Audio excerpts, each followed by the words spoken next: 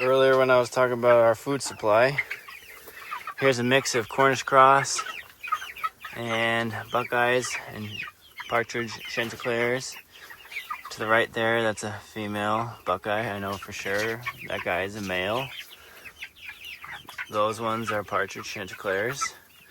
Here's a better look.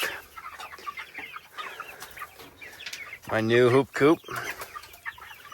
I'm gonna have a video review on the hoop coop and why I chose it coming up, so stay tuned for that. But yeah, here they are.